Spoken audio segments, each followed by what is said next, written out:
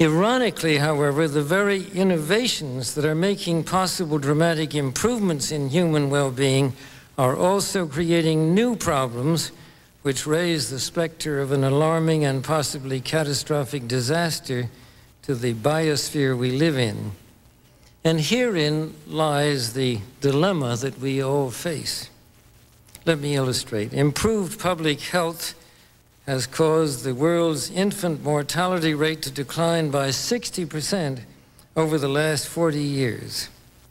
In the same period, the world's average life expectancy has increased from 46 years in 1950s to 63 years today.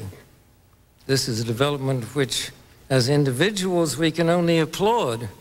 However, the result of these positive measures is a world population that has risen during the same short period of time geometrically to almost 6 billion people and could easily exceed 8 billion by the year 2020.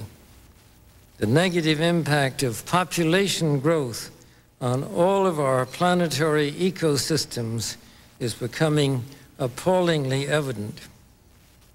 In particular, the rapid growing exploitation of the world's supply of energy and water is a matter of deep concern, and the toxic byproducts of widespread industrialization have increased atmospheric pollution to dangerous levels.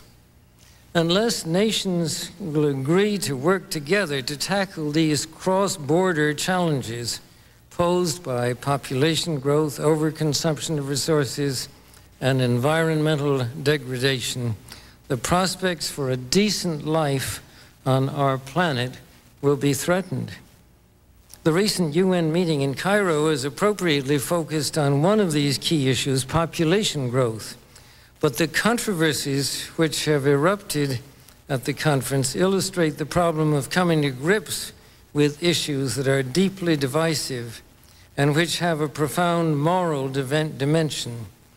The United Nations can and should play an essential role in helping the world find a satisfactory way of stabilizing world population and stimulating economic development in a manner that is sensitive to religious and moral considerations.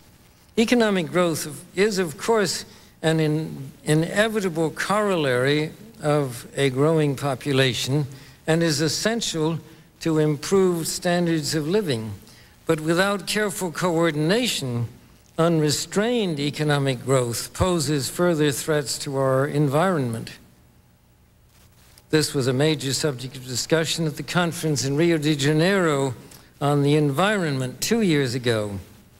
The focus then was on sustainable growth and global development. It was pointed out at the conference that growth is most efficiently managed by the private sector, but regulation of the process by national governments and international bodies is also needed. And once again, the United Nations should certainly be among the catalysts and coordinators of this process.